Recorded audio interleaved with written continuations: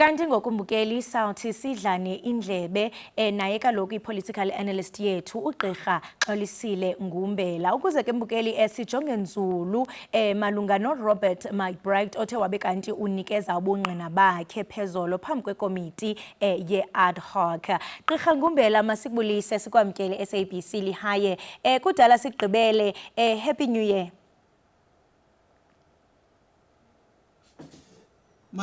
Mandibulise msasazi kuwe ndibulise nakubaphulaphula emakhaya manditsho kananjalo nje ukuthi ubungqina obunikwe ngumnumzana uMcBride phayana kwi-ad hoc committee eParliament busidizela izinto zikhona izinto ezizivezayo and okunye okusicacisela ngako nokusibonisayo usibonisa i-discomfort ekhoyo within the security cluster yase-South Africa and also the parliament that is all doing i-oversight.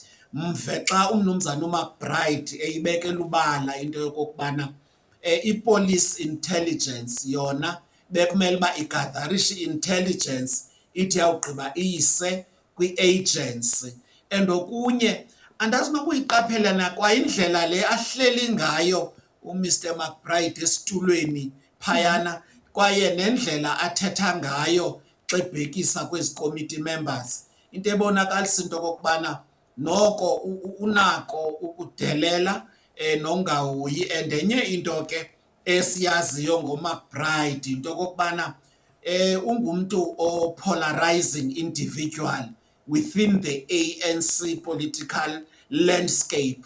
And andazi ke noba msasazi also khawuphinde ujonge ingxaki ekuRhuleni immediately after i-independence umnumzana uMcBride siyeva into kokubana wayosebenza ekuRhuleni noxa ke ingenafuthe okwangoku silibonayo siphinde sibone into kokubana nendlela izitshola zitshabeka ngayo kule kaMkhwanazi nesimjonga njengeqhawe aphinde yena akaboni iqhawe xa ejonga kaMkhwanazi okaMcBride uphinda asibonise into yokokubana kusetyenziswe intlola isebe lezentlola lisetyenziselwa ezopolitiko lento ke iphinde ingqinwe nangokuyana umnumzana uAce Magashule kwakusiwa kwi-elections ephayana kwi-ANC nendlela wayichaza ngayo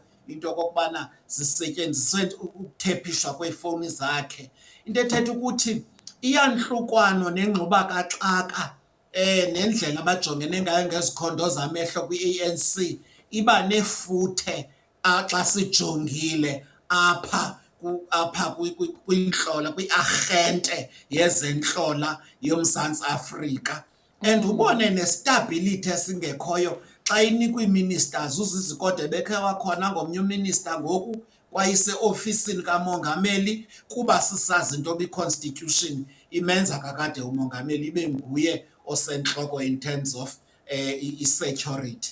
Ufumaniseke ngoku into okokubana iarhente le yentlola ayisetyenziselwa i-security qha yelizwe nabantu abanenjongo abazijongileyo isetyenziselwa bona ukuba uyajonga naphayana ePulukwana ngeli xesha bekuphikiswana ngesihlalo soba nguprezidanti phakathi kwamnumzana uMbeki nomnumzana uZuma siyayiva into yobana ezi zentlola ziphinde zasetyenziswa msasazi. Hayi ityebile tukutuku gqirha. Umhlekazi uMcBride lo uxelele ikomiti ukuba abezopolitiko banako uphazamisa kumasebe karhulumente ezinobuzaza kangakanani na ezi zityholo ingakumbi xa ithe wabolula negama lakhe uNkabinde lo ebesebenza ngo-2017 eIPID. Kaloku msasazi masiyijonge siyibone into kokubana apha kurhulumento uyawufumanisa into kokubana ii-heads of department zihlala at the behest ye-political head.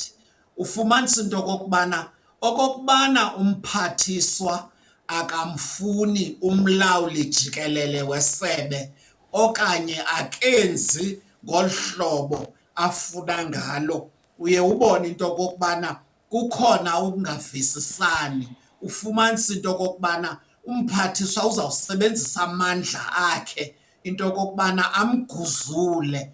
Yiyo ke le nto ufumanisa into yobana obu bungqina buze nomnumzana uMcBride busibonisa nje elibala i-tension, not necessarily between the parliamentary oversight kunye namapolisa, iphinde isibonise the tension ekhoyo phakathi emapoliseni. Kwaye isenokuba okaMcBride usikrobisa kumrhiba esingakhange siwujonge wento okokubana selevumbuluka nje okamkhwanazi. Uvumbuluka kuba naye efuna into yokubana iqalwasele le nto naye azikhusele, ngoba siyeva into yobana nendlela anxibelelene wasebenzisana ngayo kunye ne-IPID. Noxa siyazi into okokubana mhlawumbi lo kaMcBride uyazikhusela. Jonga nendlela uDramat Anwar Dramat noyekusakuba ngomnye esisikhulu sasemapoliseni, nendlela wakhawulezisa wasuswa ngayo. Into ethetha ukuthi aba bezepolitiki bayakwazi ukusebenzisa i-arhente yentlola, bayisebenzise gwenxa. Yiyo le nto besikhe seva into okokubana uyawufumanisa into okokubana ngelinye ixesha neza slash funds zaphayana kwi-arhente lena yentlola zisetyenziswe gwenxa, kwaye ufumanisa uba nabantu ababhatalwayo babhatalwa besuka kwesi slash fund, ndaweni nento yobana umntu onefama arhole epokothweni yakhe. Apha msasazi ndicinga into okokubana isiqhelo siye sayoyisa ingqondo kumbutho olawulayo, izinto azalandelwa ngendlela ekumele uba kwenziwa ngayo i-public administration.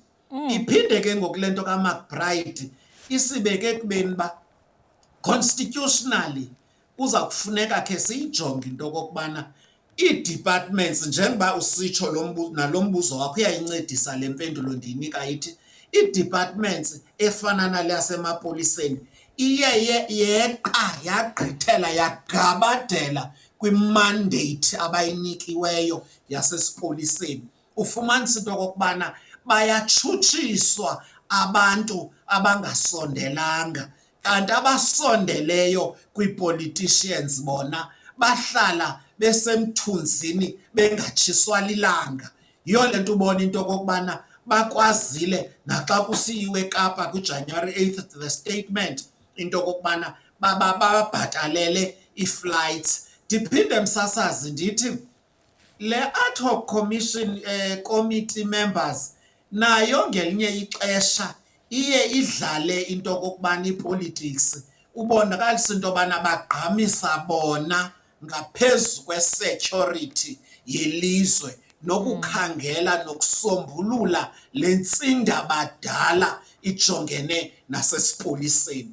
Ngoba apha ngoku umpolitiki nompolitiki umisa phambili ipati yakhe, kanti eyona nto siyifunayo apha yintoni? Sifuna amathandazwe namatshantliziyo akwaziyo into okokubana abeke ilizwe loMzantsi Afrika nabantu balo bencediswa ngumgaqo-siseko weli lizwe. Kodwa ke ndiyasola msasazi into yokokubana abantu ebebekhe bathatha inxaxheba kwezopolitiko, ngakumbi kwimibutho efana ne-MKP, kumkhonto wesizwe belwela inkululeko, andazi noba mhlawumbi ngoku bafuna basinike ingqondo yento yobana masibaphathe ngezandla ezitemtem ezi-ethe-ethe, ngoba ukuswela kwesimilo kulo kamnumzana uMcBride ungahloniphi amalungu epalamente noko kusidizela into yokungakhathali. Zininzi izikeleton ekubonakala ngathi ziye zaqhaleka kule closet. Kodwa ke eyona nto itshotshe entla gqirha kukuba ezi zinto athe wabe kanti uyazidiza ezinobuzaza kubungqina bakhe, inoba mhlawumbe uzawuba nabo na ubungqina ukuxhasa izityholo zithe thaca.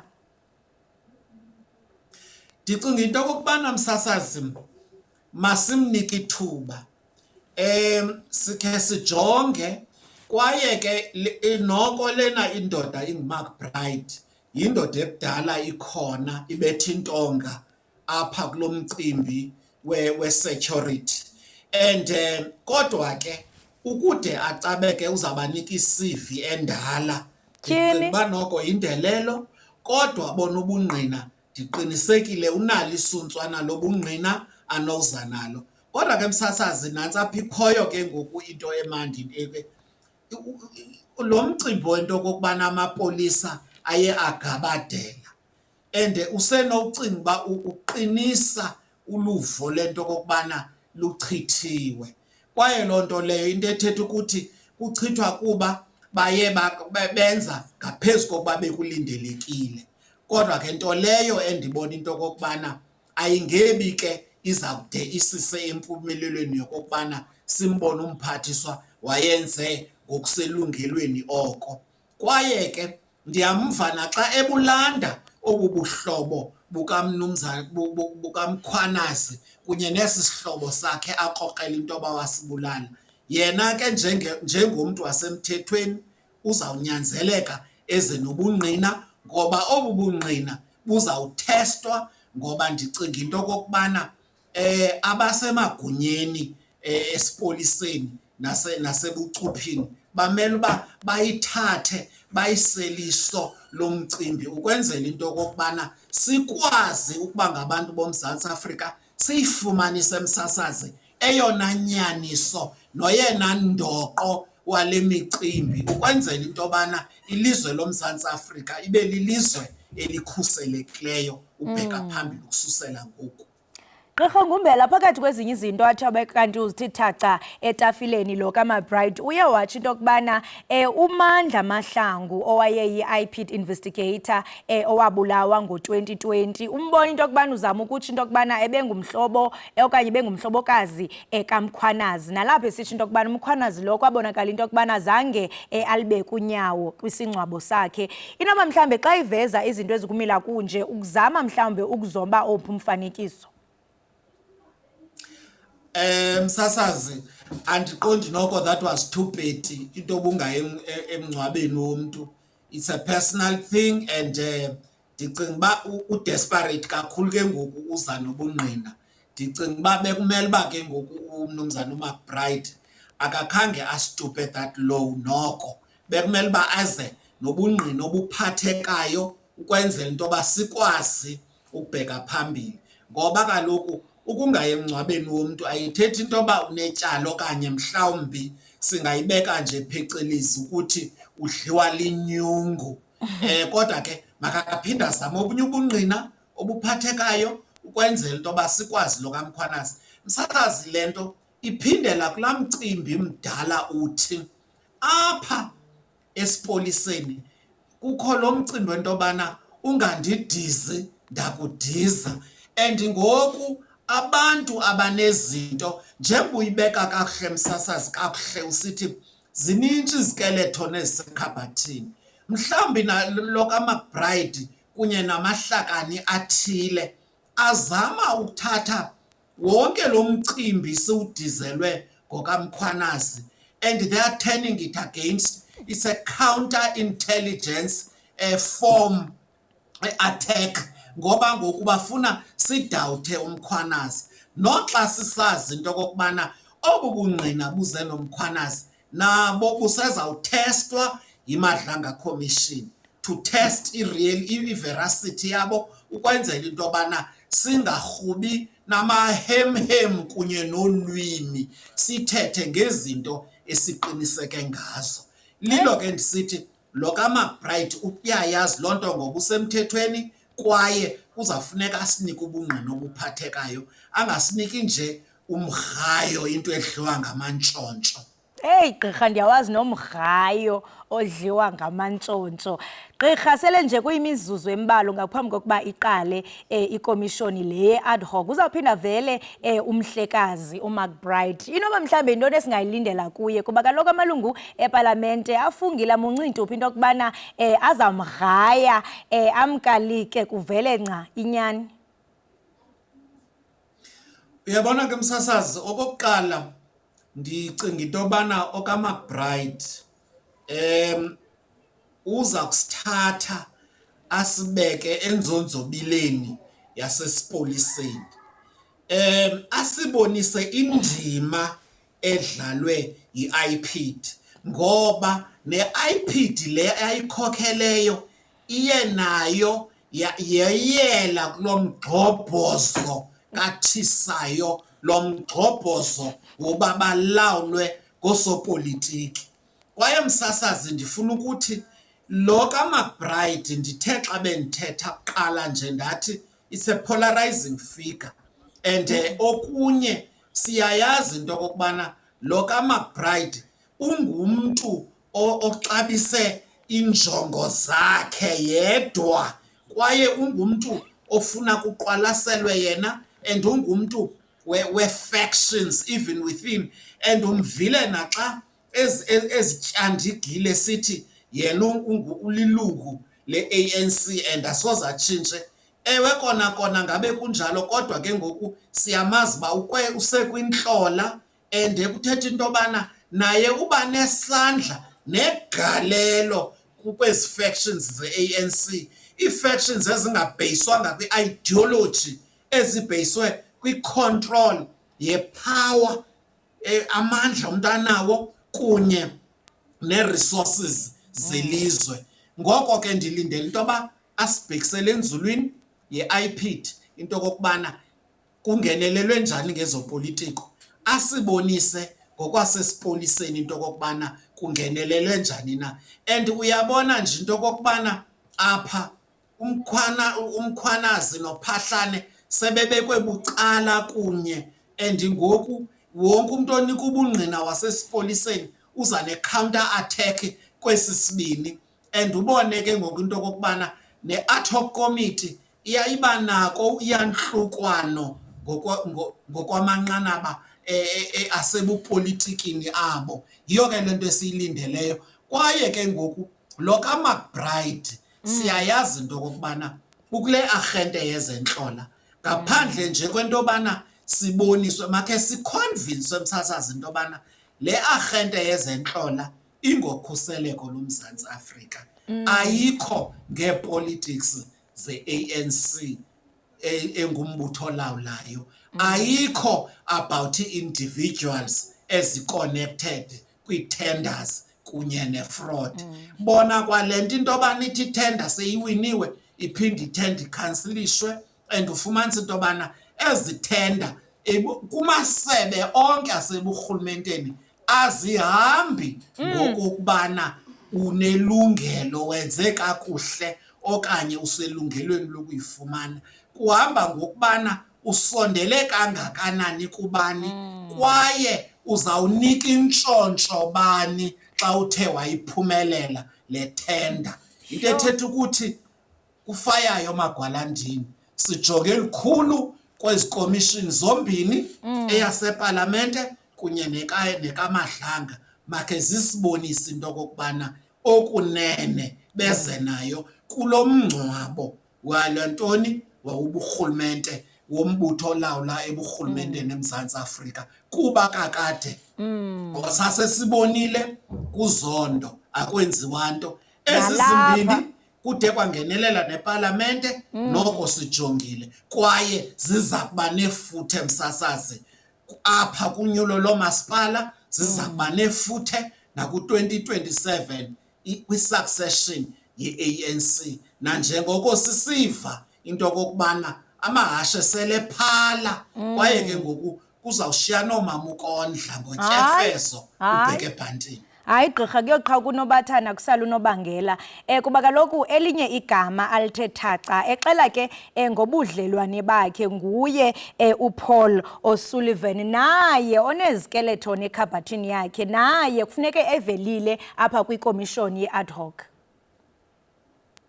Uyambona ke umnumzana uPaul Sullivan uzenze ingelosi ixesha elininzi. Kwaye ngoku naleyo bana funeka athi yena xinika ubungqina abunike virtually ipela yena, kwaye ufumanisa uba nendlela ebezenza ngayo msulwa amatyeli amanintsi ufumanisa ubana ngongengathi ngoyena mntu apha kwezi zokhuseleko eMzantsi Afrika.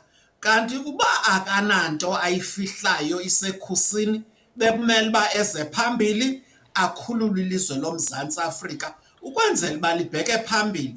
Ngoba msasazi, le komishoni iyasibamba, iyasiqhwalelisa nakwezoqoqosho, kwaye sijonge lukhulu ayibethi nje security noqoqosho namathuba emisebenzi. Yiyo le nto ufumanisa into yobana sintyumpeka kweli dabi nemiwonyo yee-potholes kwi-local government, into yobana izinto zenziwa gwenxa, kwaye yonke le nto izawuchaphazela ne-deployment ezi zento yobana sibeke abantu esibathandayo nesibafunayo singumbutho olawulayo. Into ethetha ukuthi umntu nomntu makanikwe isikhundla kuba ekufanele, ekufundele, ekuqeqeshelwe, enamava. Lo kaMnumzana O'Sullivan kudala ezenza i-commentator within the security cluster.